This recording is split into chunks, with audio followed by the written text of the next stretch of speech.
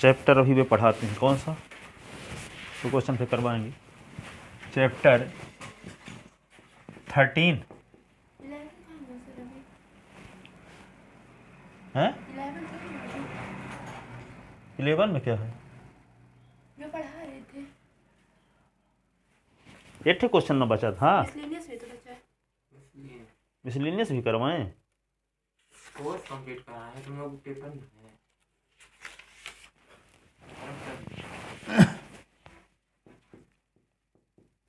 Chapter 13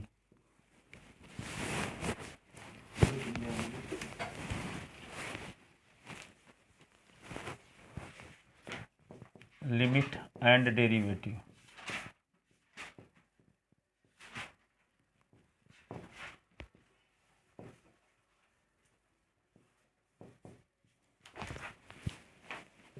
limit and derivative, तो इसमें देखो किसी जैसे मान लो एक फंक्शन को लिमिट को डिफाइन करने के लिए इस फंक्शन पर विचार करते हैं 1/s पर। जैसे s की वैल्यू यहाँ पे मान लो 1 लेते हैं तो आता है 1/1, 2 लेते हैं तो इसकी वैल्यू आती है 1/2, 3 लेते हैं तो इसकी वैल्यू आती है 1/3, अरे 1/2, 3 लेते हैं तो 1/3। यहाँ पे 10 लेंगे तो क्या आएगा 1/10, 20 लेंगे तो 1/20, 100 लेंगे तो क्या आएगा 1/100, तो 1/100। ठीक है, तो इस प्रकार ये फंक्शन, इसमें देखते हैं कि जैसे जैसे हम इसकी वैल्यू बढ़ाते जाते हैं तो फंक्शन की वैल्यू क्या होती है, छोटी होती जाती है। 1/100 जैसे मान लो यहाँ पे 1 आया, इसका मान आएगा 0.5, इसका मान आएगा 0.33, इसका मान आएगा क्या 0.01, ऐसे 0.1 ऐसे आएगा। ये छोटा मान होता जा रहा है कि नहीं। पहले मान है 1 रखे तो इसका मान 1 आया, 2 रखे तो कम आया, फिर 3 रखे तो और कम आया, 4 10 रखे तो और कम आया, 20 रखे तो और कम आया, 100 रखे तो और कम आया, 1 लाख रखेंगे तो और कम आएगा। तो इसका मतलब एस की वैल्यू हम बढ़ाते जा रहे हैं किसकी ओर, एस की वैल्यू बढ़ती जा रही है अनंत की ओर। तो एफ एस की वैल्यू किसकी ओर जा रही है, जीरो की ओर। किसकी ओर जा रही है, जीरो की ओर। तो जब एस की वैल्यू इन्फिनिटी की ओर जाती है तो एफ एस की वैल्यू किसकी ओर जाती है, जीरो की ओर। तो इस प्रोसेस को लिखने का ये तरीका है, लिमिट लिख देते हैं LIM, limit x tend to infinity और फिर F X ten is equal to 0। इस स्टेप को लिखने का ये तरीका है। जब एस की वैल्यू किसकी ओर टेंड हो रही हो, इन्फिनिटी की ओर जा रही हो, और एफ एस की वैल्यू 0 की ओर जाती हो, तो इस प्रोसेस का लिखने का तरीका ये है, limit S tend to infinity F S is equal to 0। ठीक है, इसका मतलब ये हुआ कि एस की वैल्यू 0 की ओर टेंड होने पर एफ एस की वैल्यू 0 की ओर टेंड हो रही होगी, अग्रसर हो रही होगी, उसकी ओर जा रही होगी। इस प्रोसेस को लिखने का तरीका होता है limit S tend to infinity F S is equal to 0। इसी प्रकार जब एस की वैल्यू इन्फिनिटी की ओर ना जा करके ए की ओर जाती है, तो एफ एस की वैल्यू किसकी ओर जा रही हो, कैपिटल एल की ओर जा रही हो, तो इस प्रोसेस को कैसे लिखेंगे फिर, limit X tend to A F X is equal to L. Limit S tend to A F S is equal to L. ठीक है, इस प्रोसेस को लिखने का ये तरीका है। अब देखो इसको कहते हैं फंक्शन एफ एक्स की, सुनो, फंक्शन एफ एक्स की एस बराबर ए पर सीमा यल है। फंक्शन एफ एक्स की एस बराबर ए पर सीमा क्या है, यल है। फंक्शन एफ एक्स की एस बराबर ए पर लिमिट क्या है, यल। ठीक है, अब इसकी लिमिट निकालने के लिए क्या तरीका है, यहाँ एफ एक्स के स्थान पे कोई पॉलिनोमियल फंक्शन दिया है तो इसके स्थान पे रख दोगे तो डायरेक्ट लिमिट आ जाएगी। फॉर एग्जाम्पल यहाँ पे लिखा है क्या, लिमिट एक्स टेंड टू लिखा है 3 और यहाँ x square plus 7s plus 9, ये पॉलिनोमियल फंक्शन है कि नहीं है। पॉलिनोमियल फंक्शन क्यों है, क्योंकि वेरिएबल की पावर होल नंबर है, 2 होल नंबर है, s की पावर 1 होल नंबर है, 9s की पावर 0 होल नंबर है।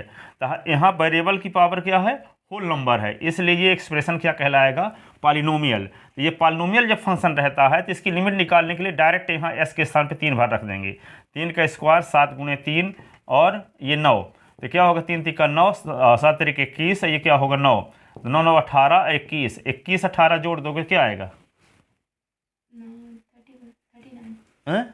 39। ठीक है, ये आ गया इसकी वैल्यू। और यदि मान लो इस प्रकार का फंक्शन है, limit S tend to A 3 S square minus 9 upon S minus 3। ठीक है, तो यहाँ पे न्यूमरेटर और डिनोमिनेटर दोनों में पॉलिनोमियल है। ठीक है ना। तो यहाँ न्यूमरेटर और डिनोमिनेटर का हम फैक्टर करेंगे, जो फैक्टर करने के बाद जो कॉमन फैक्टर होगा उसको कैंसिल करेंगे। Limit s tend to 3 s का स्क्वायर माइनस 3 का स्क्वायर अपान s माइनस 3। ठीक है, लिमिट क्या होगा s tend to 3 x minus 3 s plus 3 upon x minus 3, ये इससे कट गया। Limit x tend to 3 s plus 3 3 plus 3 क्या होगा 6, ये आंसर। ठीक है, या कि मान लो अब कोई फंक्शन इस प्रकार का दिया है, limit s tend to 0 root of 1 plus X minus 1 upon X. तो न्यूमरेटर और डिनोमिनेटर में कहीं में रूट है, न्यूमरेटर अथवा डिनोमिनेटर में कहीं भी रूट वाला टर्म है, तो रैशनलाइजेशन करते हैं। रैशनलाइजेशन यदि डिनोमिनेटर न्यूमरेटर में रूट है तो न्यूमरेटर का रैशनलाइजेशन, डिनोमिनेटर में रूट है तो डिनोमिनेटर का रैशनलाइजेशन, यदि दोनों में रूट है तो डिनोमिनेटर का रैशनलाइजेशन। ठीक है, जैसे यहाँ न्यूमरेटर में रूट है तो हम क्या करेंगे, न्यूमरेटर का रैशनलाइजेशन करने के लिए क्या करेंगे, दो टर्म के बीच में जो साइन है उस साइन को चेंज करके ऊपर नीचे मल्टीप्लाई करेंगे, फिर इसके स्थान पे लिमिट रखेंगे। ठीक है, और यदि मान लेते हैं जैसे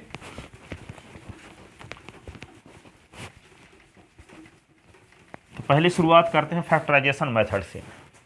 to find the limit of any function by factorisation method. हाँ,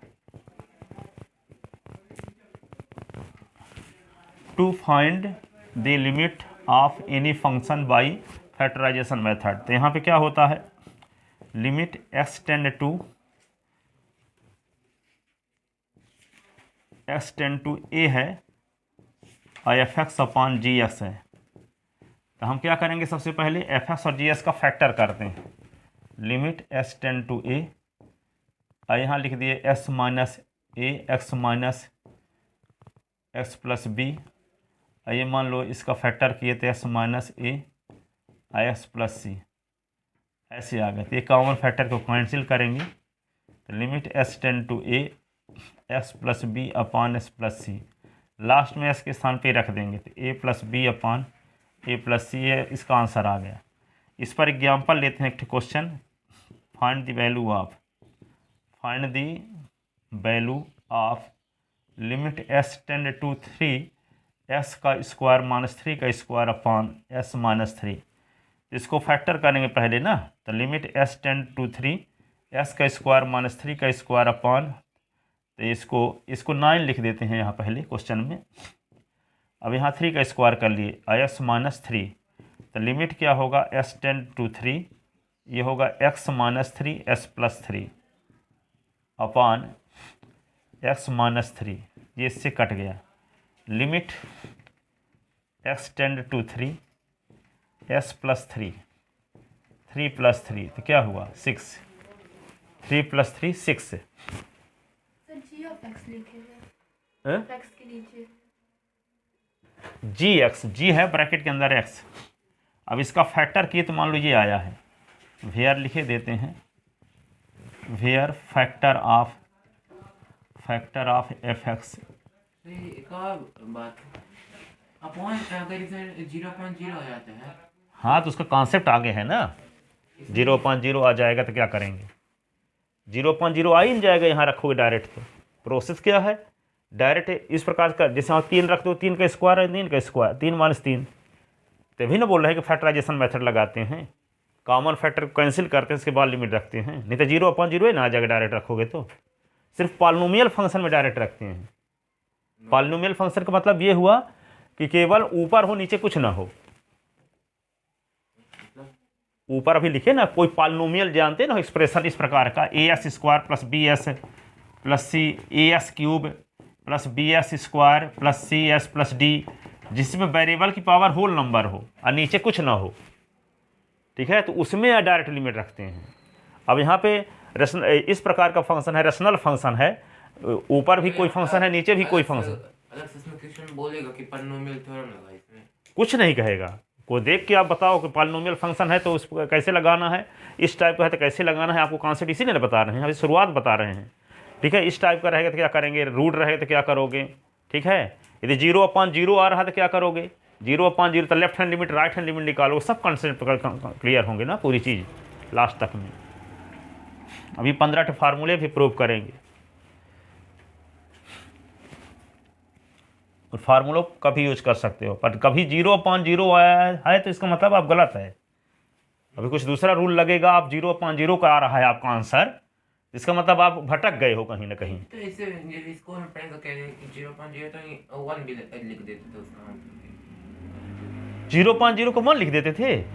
कोई ऐसे आ जाता, लास्ट में आ जाता था, फिर वो सॉल्व नहीं होगा तो उसका ये रहता था रूल कि ये आ जाता है 1 लिख दो। इसका मतलब वो अनजान है, अभी नए नए टीचर आए हैं क्या। 0/0 तो इसका मतलब गलत है, अभी उसका रास्ता भटक गए हैं। वह 0/0 किसी हालत में ना आना चाहिए, ठीक है। अब देखो इतना लिख लिए,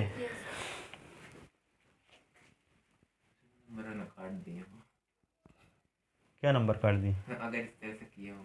हाँ तो काटें। अब आम स्टूडेंट क्या करता है, वो 3 का स्क्वायर -9 3 - 3 0/0 काट के लिख देगा। हाँ? इसका मतलब वो कुछ नहीं जानता, पश्चिमी पढ़ता है और 11वीं की मैथ लगा दिया। लिख लेते ना।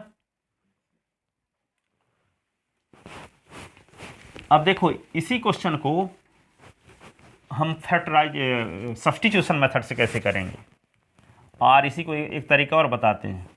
Limit x tend to 3 x का स्क्वायर -9 अपान s - 3।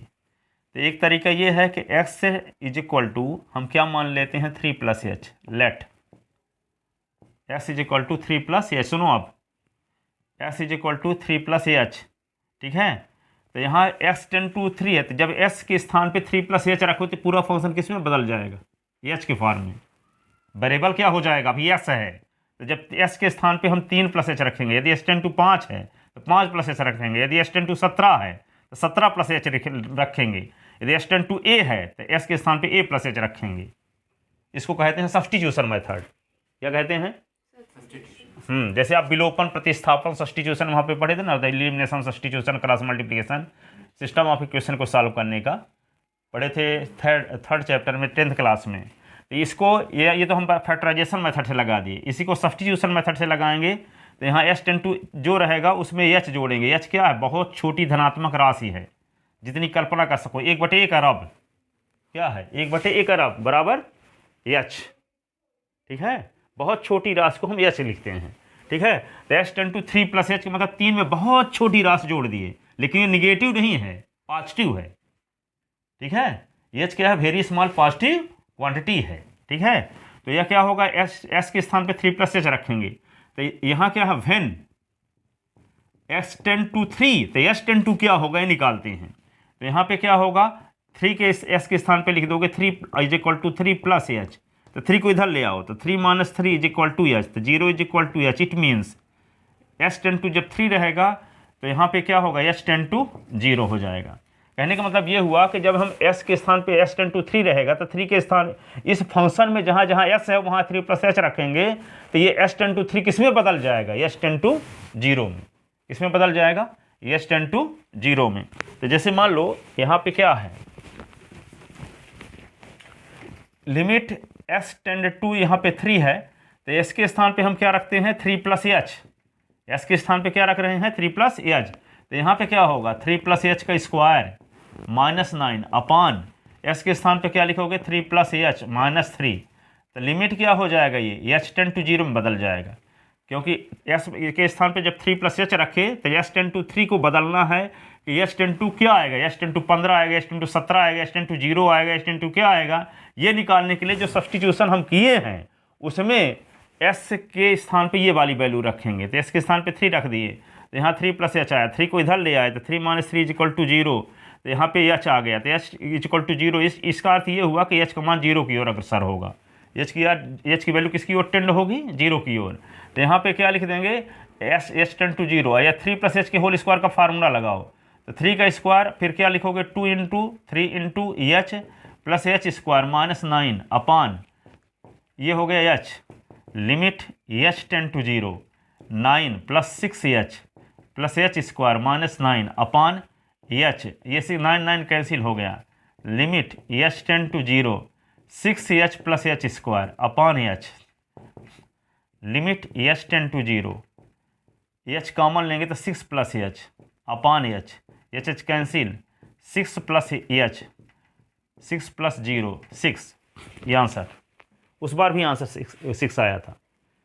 12वीं का कोर्स मैं 30 जून को भी ख़त्म किया हूँ, परीक्षा के 5 दिन पहले भी ख़त्म करता हूँ। 30 जून को मैं कोर्स को 1 अप्रैल से पढ़ाना शुरू किए थे, 30 जून को ख़त्म किए थे कई बार, लेकिन लड़के 33% रिजल्ट आते थे।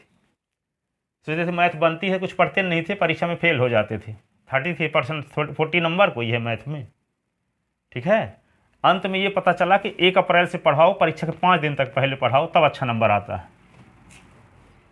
फीस 8 महीने की लेते हैं, ठीक है, पर पढ़ाते 1 अप्रैल से लेकर परीक्षा के 5 दिन पहले तक, ताकि ये ना कहे कि सर जी इसलिए धीम धीम पढ़ा रहे हैं कि ताकि उनकी टाइम बढ़ता रहे तो फीस मिलती रहे, है ना। तो ये तरीका है। अच्छा, आपका जिसमें भला होने वाला है वही काम करते हैं। ये कब कोर्स ख़त्म होगा कभी ना पूछा करो हमसे, ठीक है। कब कोर्स ख़त्म होगा, कौन कैसा होगा, ये कुछ नहीं, परीक्षा के पहले सब खत्म रहेगा, चाहे परसों पेपर रहेगा तब भी, ठीक है। चाहे हम जो करें, पर अपने हिस्से का काम आप करोगे तब। अब अपने हिस्से का काम नहीं करते, कोर्से भर कंप्लीट करवा रहे तो उससे क्या फ़ायदा होगा।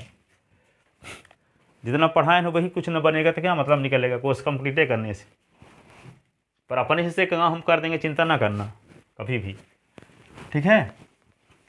पर दूध वाले जैसे हिसाब भी ना लगाओ कि सर 5 मिनट लेट आए हो, 15 मिनट लेट आए हो तो ऐसा ऐसा इस प्रकार बोलते हैं, उनको पढ़ाते नहीं हैं, ठीक है। ये भी बताए देते हैं, जिनको पढ़ना हो पढ़े, ना पढ़ना हो हम बिना पढ़ाए भी हम चल जाएगा मेरा सब कुछ। इसीलिए हम सब क्लास पढ़ाते हैं, 9वीं से लेकर MSc तक इसीलिए पढ़ाते हैं। कोई आना कहानी करता है उनको भगा देते हैं, जाओ भागो कल से ना आना, ठीक है, ताकि हमको रिक्वेस्ट ना करना पड़े किसी को। इसीलिए किसी स्कूल में आज तक नहीं पढ़ाने गए हम, किसी की बात सुनना नहीं चाहते, और स्टूडेंट वही सुनाने लगते हैं तो उनको भगा ही देते हैं, ठीक है ना। ये मेरा एटीट्यूड है, पढ़ो चाहे ना पढ़ो, राजाओं की तरह हम रहते, किसी के हम दबाव में नहीं आना चाहते। ये भी बताए देते हैं कि आप ये करो ऐसे करो, जैसे हम करते हैं वैसे पसंद हो, ठीक है, नहीं ना हो, ठीक है।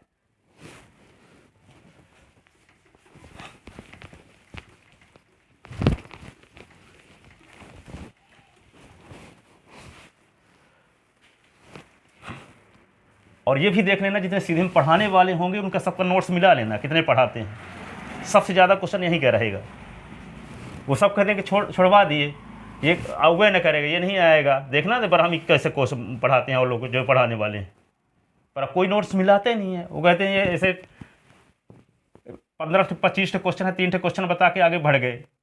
अब सब क्वेश्चन जब बताए जाएंगे यहाँ पे तो टाइम ना लगेगा उसमें। और ये भी तो बता रहे हैं कि हम फीस 7 महीने 8 महीने की फीस लेते हैं, पूरा कंप्लीट भी कराते हैं। परीक्षा 1 अप्रैल से शुरू करेंगे, परीक्षा के 5 दिन पहले तक पढ़ाएं, उसमें दिक्कत क्या है आपको आने में, घर में थोड़ी पढ़ोगे। 30 जून को भी बताया ख़त्म किए, कभी 1 अप्रैल से पढ़ाना शुरू किए हैं, 30 जून को ख़त्म, 4-4 घंटे पढ़ा के, ऐसा भी दिन था। लेकिन उससे क्या होता है, लड़के सब सोने लगते हैं। फिर क्या सोने लगते हैं, कहते हैं कि मैथ तो बनती है। जब टेस्ट लेते थे पूरे से तो 100 पाते थे 30 जून के पहले, फिर पूरे साल अन्य विषय पढ़ने लगे, मैथ को भूल गए, लास्ट में रिजल्ट कम आया। तब ये तरीका हमको लगा गलत है। ऐसा इसलिए कहते कुछ लोग गांव से आ जाते थे तो सोचते थे कि 30 जून को ख़त्म कर, गांव से 30 जून को ख़त्म कर दें तो स्कूल चले जाएंगे अपने अपने, ठीक है। वैसे कोर्स मेरा कंप्लीट हो गया था, पापा खुद पढ़ा रहे थे। फिर उसके बाद जिस दिन टाइम पेपर आने का हुआ था, 2 महीने भी नहीं पढ़े थे, ठीक है। बुक देख के गए कि ये कहाँ से आया था, कहाँ से नहीं पढ़े। फिर पापा फिर चलो देखो अब क्वेश्चन बताते हैं।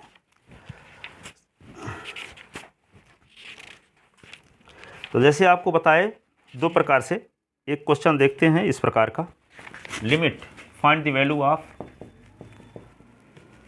अभी इसका ना सोचना कि एनसीईआरटी के बिहार, एनसीईआरटी पूरे क्वेश्चन बताएंगे, पर अब कुछ कॉन्सेप्ट क्लियर हो जाए तब, ठीक है। उसमें प्रैक्टिस नहीं हो पाएगी, आपको डाउट रहेगा ज़्यादा। फाइंड द इक्वेशन बताएंगे सब एनसीईआरटी वाले क्वेश्चन, पर अपने हिसाब से बताएंगे।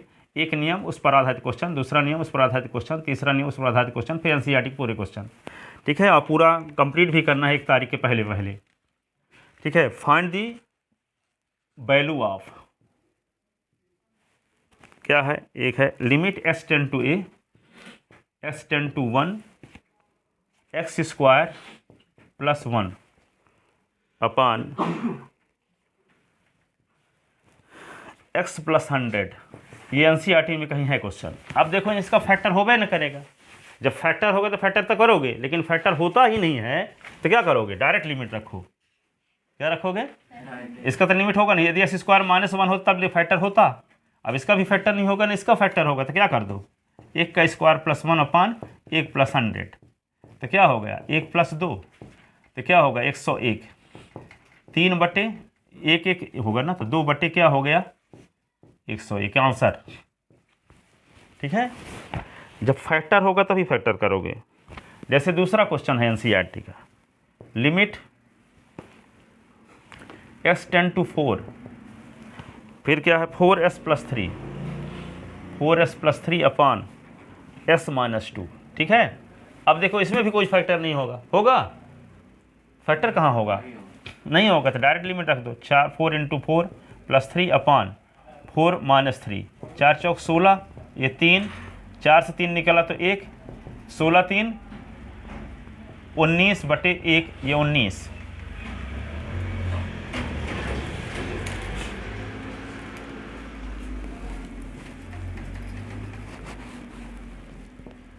तीसरा क्वेश्चन, लिमिट, ये सब एनसीईआरटी क्वेश्चन है, ढूंढ लेना आप। s tend to 0 ax plus B upon cx plus 1, cs plus 1,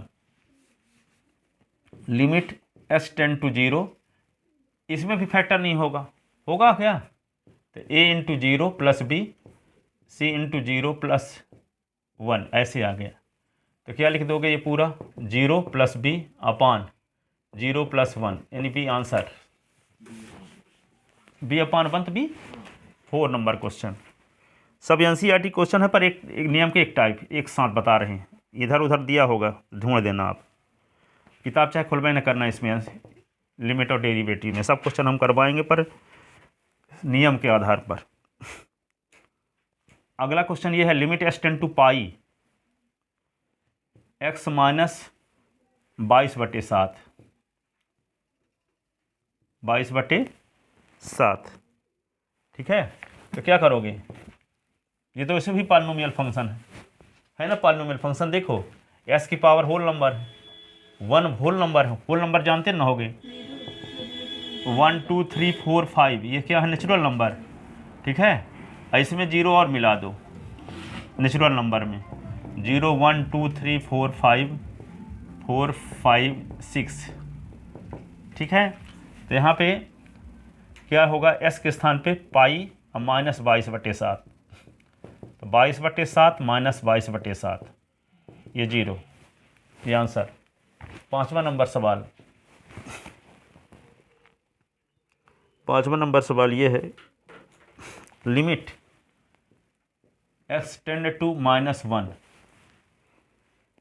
s की पावर 10, s की पावर 10, s की power 5 plus 1 upon x minus 1, limit s tend to -1, -1 की पावर 10 और -1 की पावर 5 प्लस 1, -1 और ये -1। ठीक है ना, अब यहाँ पे देखो लिमिट, तो 0 का शायद सही है, 0.0 है तो गलत है।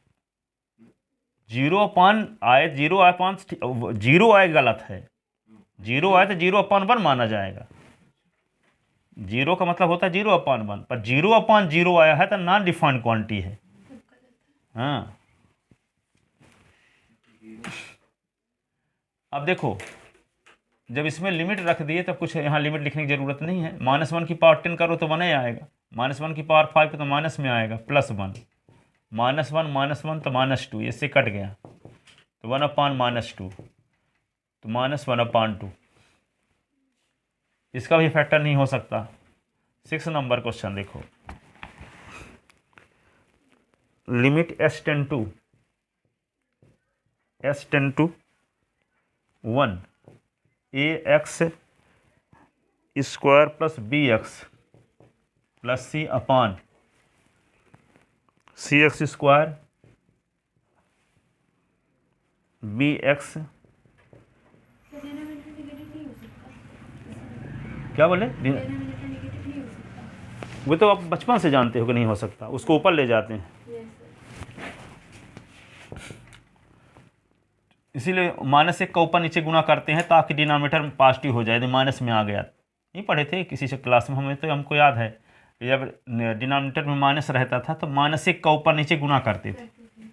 हाँ, अब यहाँ पे क्या करेंगे, s के स्थान पे 1 रखो, इसका भी फैक्टर नहीं होगा। ठीक है, तो a इंटू 1 का square, b into 1 plus c into 1 का square plus b into 1 plus a, तो क्या आएगा a plus b plus c, a plus b plus c, क्रम से लिख दिए, काट दिए तो एक आ गया answer.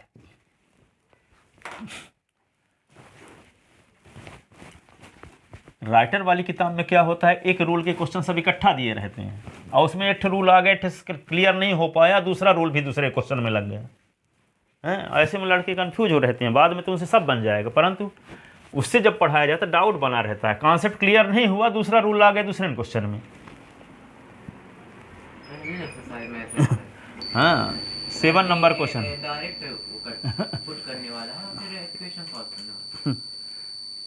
Limit s tend to 2 1/x plus, कुछ चैप्टर पढ़ाए जा सकते हैं, कुछ चैप्टर में दिक्कत जाती हो इस तरह से पढ़ाने में, x प्लस 2, तो लिमिट x टेंड टू 2। अब 2 देखो यहाँ पे क्या करते हैं, इसका एलसीएम लेते हैं, तो x और 2 का एलसीएम क्या होगा? सामान उस बंद दुकान में रखा है क्या? हाँ चाबी ला लें। हाँ, x और 2 का एलसीएम क्या होगा? 2x। ठीक है, तो ये x क्या होगा, इस एलसीएम को s से डिवाइड करके s कट जाएगा तो 2, इस एलसीएम को 2 से डिवाइड करके 2 कट गया तो s, और डिवाइड है तो s प्लस 2 कर लिए, अपान में है तो डिवाइड भी कर सकते हैं कि नहीं? अरे बटे का मतलब आप सहमत हो जाया करो जल्दी से, s टेंड टू 2, तो ये क्या है 2 प्लस s को क्या लिख सकते हैं, s प्लस 2 अपान 2x, इंटू करोगे अब तो उल्टा हो जाएगा 1/s प्लस 2। अब देखो ये कट भी गया, कॉमन फैक्टर। अब क्या लिखेंगे, लिमिट s टेंड टू 2 और 1/2x, तो 1/2 इंटू s की वैल्यू 2, तो 1/4 आंसर। सबसे आसान चैप्टर होते हैं जानते हैं कौन, लिमिट, डिफरेंशियल, इंटीग्रेशन, ये सबसे आसान वाले चैप्टर होते हैं। पर यदि आप एनसीईआरटी से पढ़ लिए ना तो वही सबसे कठिन आपको लगेगा। एनसीईआरटी, हाँ, एनसीईआरटी से पढ़ लोगे तो वही कठिन, बाद में इनको पढ़ने के बाद एक दिन उसको बैठो, एक ही दिन में सब लगा लोगे। एक लड़के को हम पढ़ाए थे 2007 में, केंद्रीय विद्यालय में पढ़ता था, हम उसको नवबोध से पढ़ाए थे, वो लास्ट में 2 रात के अंदर शुरू से लास्ट तक एनसीईआरटी क्वेश्चन लगा लिया था, 2 रात में, नहीं 2 नहीं 48 घंटे में, शुरू से लास्ट तक 48 घंटे में 99 नंबर में पाया था। हाँ, केंद्रीय विद्यालय में, सीबीएसई बोर्ड में। हाँ, अब वे कहीं किया था, अभी समय वे खोला है, इंजीनियर नहीं, रघु फीलिंग वाले का लड़का है, रघु फीलिंग वाले को कई स्कूल चला रहा है इस समय यहाँ, higher secondary, Raghu public school. और जितना डिग्री विग्री लेना है बाहर, वहाँ कोटा सोटा तमाम गया था लास्ट में, पर अंत में आके वो स्कूल चला रहा है। पर पढ़ने में बहुत आज तक अच्छा, उससे अच्छा लड़का हम नहीं देखे। हाँ, क्वेश्चन हम यहाँ शुरू किए का आंसर उसका आ गया फटाफट। ठीक है, सब ऐसे ही पढ़ता था, फिर घर में 1-2 रात में पूरा कर लेता था। इंग्लिश में नंबर 79 आ गया था, परसेंट डाउन हुए, नहीं तो मैं इंडिया में प्रथम स्थान आ गया होता। फिजिक्स केमिस्ट्री में 99, 98 ऐसे नंबर सब पाया था, 98 100 के बीच में। लिख ले इसको।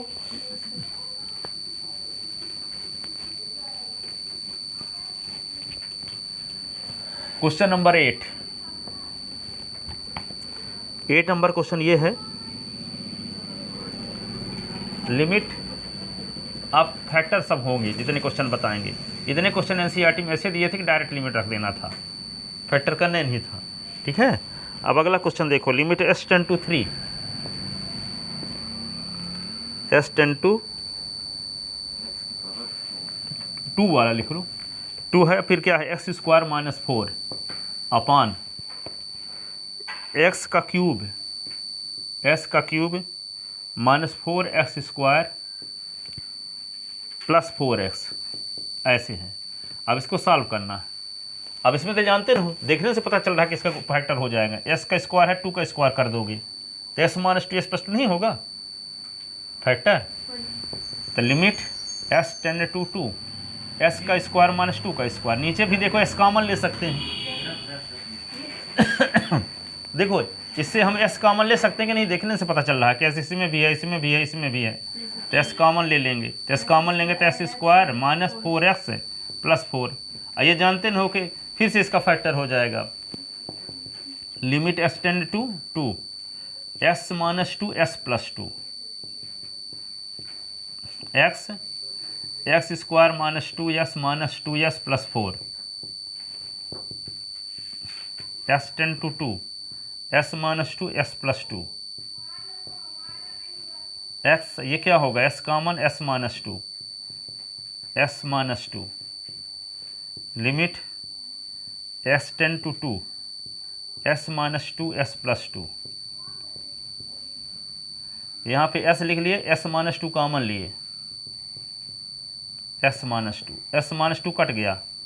कॉमन फैक्टर कैंसिल करने के बाद इसके स्थान पे s जो दिया है 2 वो वैल्यू रखो, तो 2 + 2 अपान, अगले स्टेप में लिखते हैं limit s tend to 2, s + 2 x × s - 2। ठीक है, ये फैक्टराइजेशन मेथड से लिमिट के क्वेश्चन बताए जा रहे हैं। जहाँ एनसीईआरटी है, एनसीईआरटी क्वेश्चन ढूंढ लेना जहाँ होगा। इसमें थोड़ी लिखना रहता कि प्रस्तुत क्वेश्चन हमारी पाठ्य पुस्तक मैथ से लिया गया है और इसका एनसीईआरटी का ये नंबर क्वेश्चन है। एड्रेस लिखना ज़रूरत नहीं है, प्रसंग संदर्भ लिखने की ज़रूरत नहीं है, क्वेश्चन को सॉल्व करो बस। अब देखो यहाँ इसके स्थान पे क्या लिखोगे, 2 + 2 अपान 2 × 2 -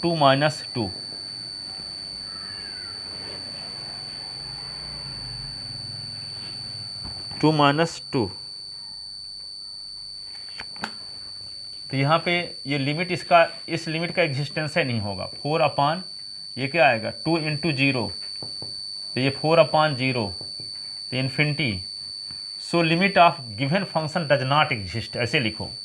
so limit of given function, so limit of given function does not exist. Exist कब होता है, जब उसकी फाइनाइट वैल्यू आए। इनफाइनाइट आ गई, इसका मतलब क्या हुआ, उसकी लिमिट का एग्जिस्टेंस नहीं है। Limit of given function does not exist. 4/0 आ गया, इसको क्या बोलते हैं, non defined quantity. Which is, लिख सकते हो आगे, which is non defined quantity. किसी फंक्शन की लिमिट का एग्जिस्टेंस कब होता है, जब उसकी वैल्यू कोई फाइनाइट हो। Which is non defined quantity, अपरिभाषित राशि है, परिभाषित नहीं है ये।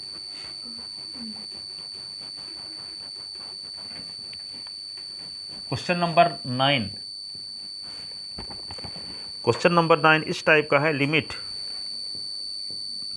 s tend to 2, s³ -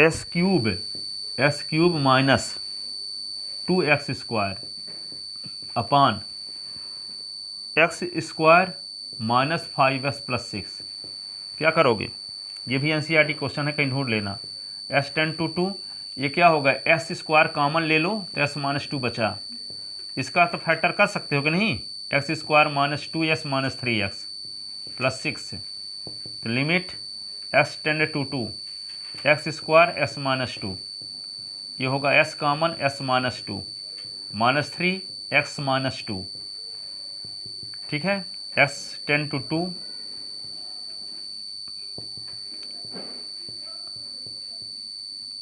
x square s minus 2, x minus 2 x minus 3, limit s tend to 2 x minus 2 X square x minus 2, इसको काट देते हैं ना, काहे बार बार लिखते हैं इसी को, कॉमन फैक्टर कैंसिल, हाँ, limit s tend to 2 X square upon s minus 3, limit रख दो आप 2 का स्क्वायर अपान 2 माइनस 3, तो 4 अपान माइनस 1, तो माइनस 4, ये आंसर।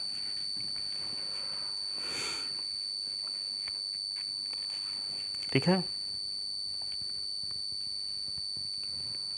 अगला क्वेश्चन देखो।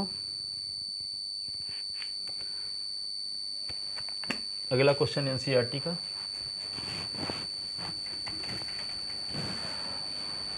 NCERT के सभी क्वेश्चन बताए जाएंगे कॉन्सेप्ट विथ प्रूफ, लेकिन विसी रियलिटी से नहीं।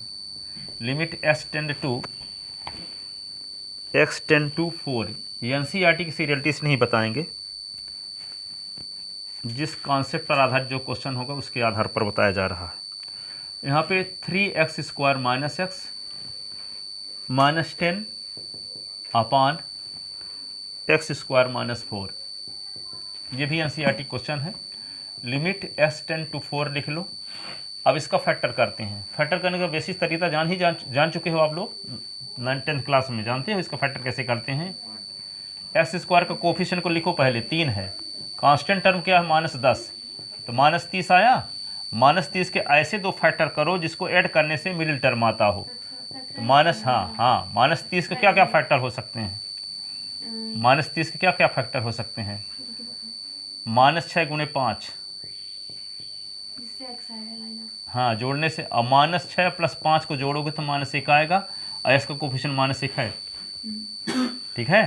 तो क्या लिखें? 3x square -6x plus 5x -10 बटे, इसको क्या लिख सकते हैं? s का स्क्वायर -2 का स्क्वायर। फिर क्या लिखेंगे? लिमिट s टेन टू 4, इससे कॉमन क्या ले सकते हैं? 3x है, तो बचेगा x -2 प्लस 5 कॉमन, तो s -2 upon x -2 s plus 2। Limit x tend to 4 x -2, ये 3s plus 5 upon x -2 s plus 2, तो s -2 कट गया।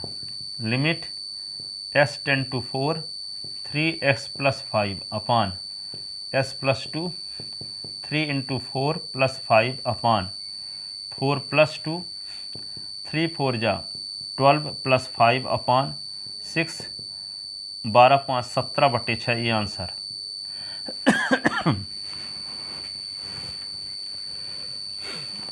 ठीक है ना।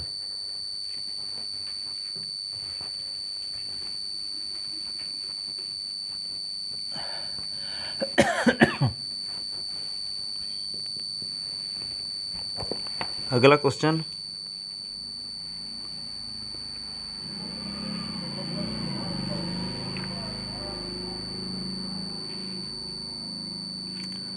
अगला क्वेश्चन है NCERT का। Limit x tend to 2,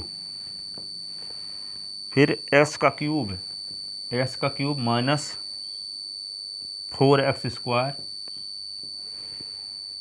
plus 4x, x square -4, देखो ऐसे। लिमिट s टेन टू 2, अब क्या करेंगे? यहाँ पे देखो, यहाँ s कॉमन लिया जा सकता है कि नहीं? कॉमन लिया जा सकता है। मान लो कॉमन लिया जा सकता, नहीं लिए तो क्या होगा जानते हो? यहाँ ऊपर आ जाएगा, ऊपर क्या आ जाएगा? ऊपर फल 0 आ जाएगा, नीचे भी 0 आ जाएगा, तो नॉन डिफाइंड क्वांटिटी आ जाएगी। जरूरी है कॉमन लेना। नहीं तो कॉमन लेना जरूरी है। मान लो अब गलती कर दी, कॉमन नहीं ले, डायरेक्ट करने लगे, तो क्या होगा? ये आ जाएगा। 0/0 आ जाएगा। तो यहाँ पे एस क्यूब कॉमन, जो ऐसा होना चाहिए वैसे नहीं किए हो, तो क्या आ जाएगा? 0/0 आ जाएगा। इसका मतलब उसमें और कॉन्सेप्ट अभी लगने वाला है, 0/0 ना आना चाहिए। तो एस कॉमन लेंगे तो होगा S square minus 4s + 4 upon X का स्क्वायर -2 का square, limit x tend to 2, X square -2s + 4 x -2 s + 2 s tend to 2, जो x कॉमन तो s -2 कॉमन तो s -2 s -2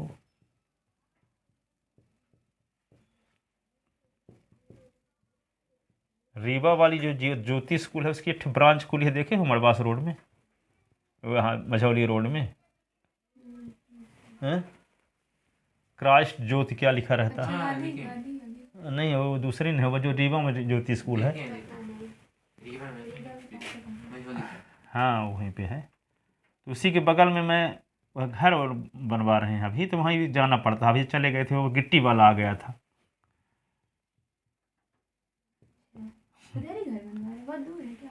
हाँ अभी फ़िलहाल लोग वहीं बनवा रहे हैं, वहाँ पे ज़्यादा स्कोप है इस समय। स्कूल है ना, तो बसेंगे सब लोग, किराया उराया पे देने में अच्छा रहेगा। रहेंगे हम लोग अभी इधर है। तो यहाँ पे s -2 s + 2, और उनका कोई निश्चित टाइम नहीं रहता, लाइन में लगे रहते हैं, जब पाए तब लेकर आए। हाँ किसी समय पहुँच जाएंगे, कहेंगे 1 बजे आएंगे, कहीं आ जाइए अब। हाँ उनका फिक्स टाइम है नहीं, एक कप ट्रक सब लाइन में लगे रहते हैं, जब जितने समय पाएंगे उसी समय लेकर आएंगे। मतलब कि आने लगे तो फोन ना लगाएंगे। तो यहाँ पे क्या है? s + 2, ठीक है, इतना लिख लिए। अब क्या कर दें यहाँ पे?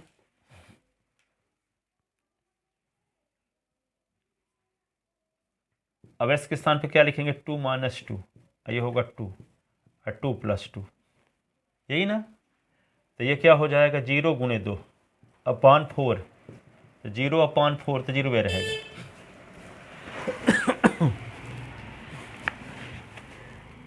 लिख लिए तो ना।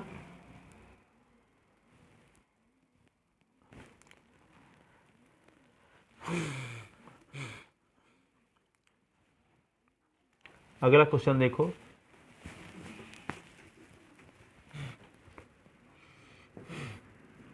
बारह नंबर सवाल। लिमिट x टेंड टू 3, ये सब एनसीईआरटी बता रहे हैं, पर कोई मिसलिनियस में होगा तो कोई कहीं होगा, कोई एग्जाम्पल में होगा, ठीक है। वे सब एनसीईआरटी के क्वेश्चन बताएं, कोई बाहर का नहीं बता रहे हैं। Limit x tend to 3 s⁴ -81, और ये 2x² -5x -3। अब देखो इसको क्या लिख सकते हैं?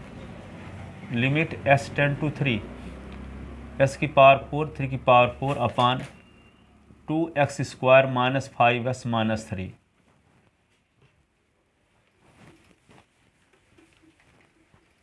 अब क्या करेंगे? इसका फैक्टर करते हैं। तो लिमिट s टेंड टू 3, ये होगा s² का स्क्वायर 3 के स्क्वायर का स्क्वायर, ऐसे ना, अपान फिर क्या करेंगे? देखो 2 3 जा 6, -6 फैक्टर हुआ, -6 के 2 फैक्टर करेंगे तो क्या होगा?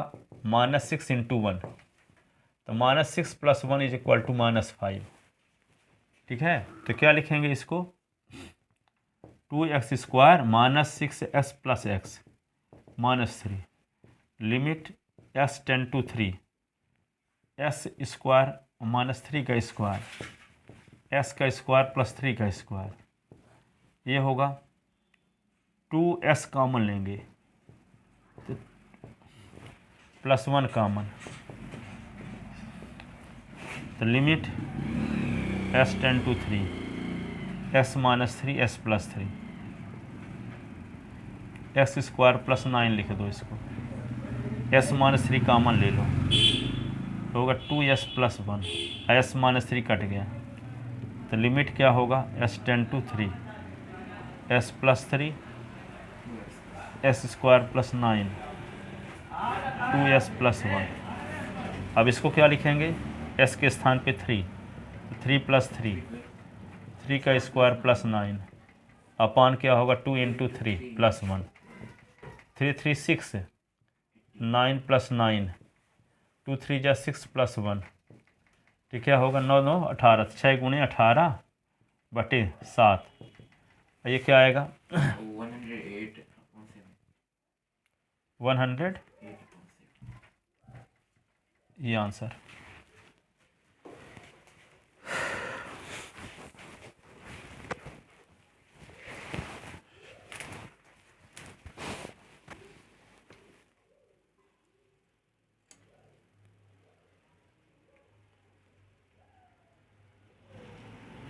लिख लिए इतना।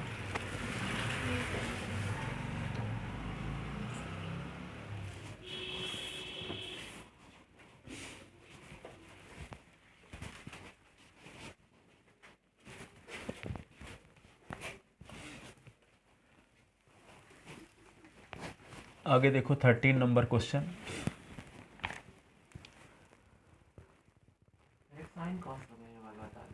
अरे साइन कास बता तो रहे कि हम सीरियलिटी से बता रहे हैं, साइन कास वाला तो रूल है, 15 फार्मूले सिद्ध करने हैं तब ना बताएंगे कॉन्सेप्ट के आधार पर। साइन कास वाला क्या थोड़ी कि आज छुट्टी है, हो गया लिमिट ख़त्म। जिस नियम के तहत जो क्वेश्चन आएगा वो बताएंगे, अभी उन फार्मूलों को प्रूव करेंगे। आंख बंद कर कर भरोसा करो आप लोग, जो हम बता रहे हैं ब्रह्म वाक्य, उससे अच्छा कुछ हो ही नहीं सकता। अब उसको आप डाउट कुछ भी न करना। पहली चीज़ तो इस बार पर जहाँ पर भरोसा हो वहाँ इस पर जाना चाहिए, 1% डाउट ना होना चाहिए। आप लोग जन्म से पहले पढ़ा रहे हैं, जन्म हुए नहीं था आपका तब से 11वीं पढ़ा रहे हैं। अब आप बताओगे कि हाँ ऐसे पढ़ाना चाहिए, बहुत लोग ऐसे बताने लगते हैं। ठीक है, 96 में आप लोग जन्म लिए थे,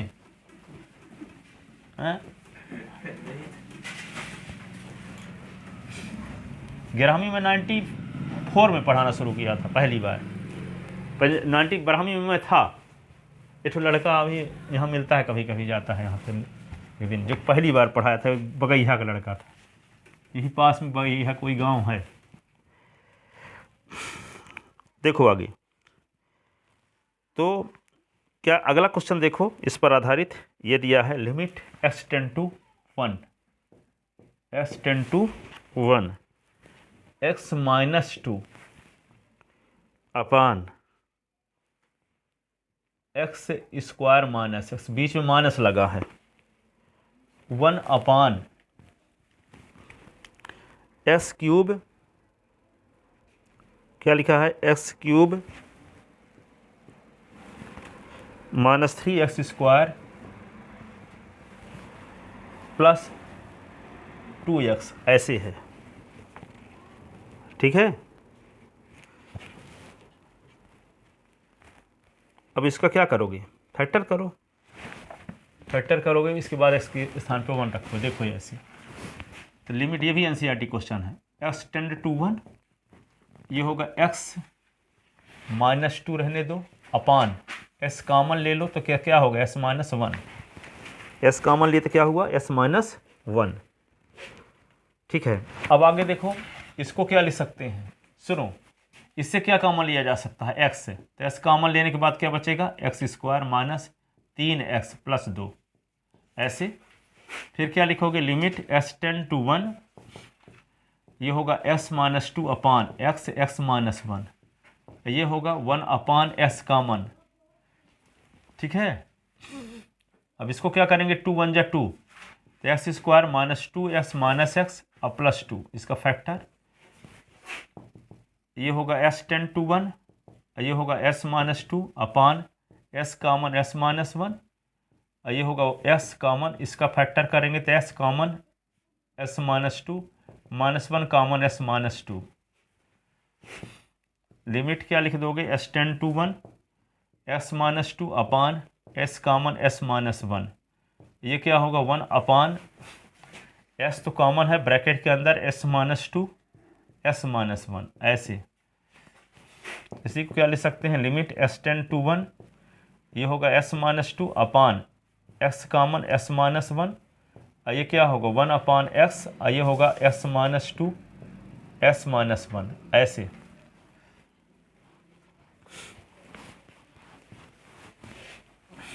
अब क्या करते हैं, limit S tend to 1, LCM क्या ले लें, एक्स एक्स -1 एस -2, ये एलसीएम आया। इस एलसीएम को एस एस -1 से डिवाइड करो तो एस -2 बचेगा। इस एलसीएम को इससे डिवाइड करो तो ये दोनों कट जाएंगे तो एस -2 बचेगा, इसका मल्टीप्लाई इसके साथ तो एस -2 का होल स्क्वायर माइनस। अब इस एलसीएम को इससे डिवाइड करो तो सब कट जाएगा, देखो Yes, sir. कटेगा, Yes, sir. सब कट जाएगा तो बचेगा क्या, 1। अब क्या लिखें, लिमिट एस टेंड टू 1, अब इसको क्या कर दें, एस -2 का स्क्वायर, इसको 1 का स्क्वायर कर सकते हैं, देखो एस -2 का स्क्वायर और -1 का स्क्वायर, 1 को 1 का स्क्वायर लिख सकते हैं। Yes, sir. अब कौन फार्मूला लग जाएगा, ए का स्क्वायर और माइनस बी का स्क्वायर, तो क्या फार्मूला है, ए प्लस बी ए माइनस बी, Yes, sir. ए प्लस बी ए माइनस बी, तो क्या लिख दें यहाँ, एक बार एक्स -2 और +1 एक बार, एक बार एक्स -2 और -1 अपान क्या लिखेंगे, एक्स एक्स -1 एस -2, ऐसे। अगले स्टेप में क्या लिखेंगे, लिमिट एक्स टेंड टू 1, इसको देखो -2 और 1 मिलके क्या हुआ, -1, तो एस -1 और फिर एस -3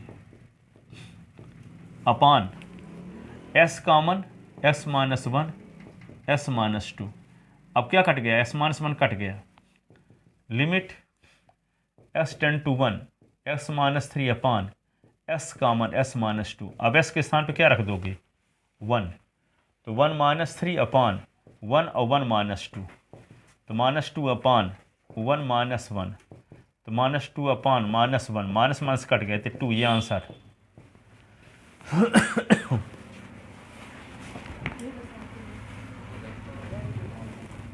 लिखे, नहीं सर,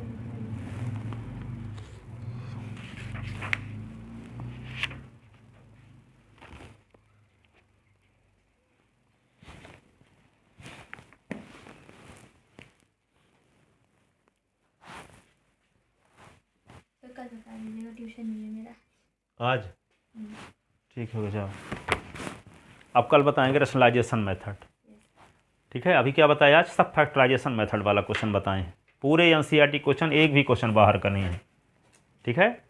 ये पूरे क्वेश्चन एनसीईआरटी के हैं, ये सीरियलिटी से नहीं है, कोई एग्जाम्पल में लगा होगा तो कोई मिसलिनियस में लगा होगा, तो जो फैक्टराइजेशन मेथड से जितने क्वेश्चन थे वे सब ढूंढ करके एक साथ बताए गए ताकि आपका डाउट क्लियर हो जाए। अब कल बताएंगे हम रैशनलाइजेशन मेथड, ठीक है। फिर लिमिट से संबंधित 15 फार्मूले प्रूव करेंगे, फिर उसके आधार पर साइन कॉस थीटा पर आधारित क्वेश्चन बताएंगे, है ना।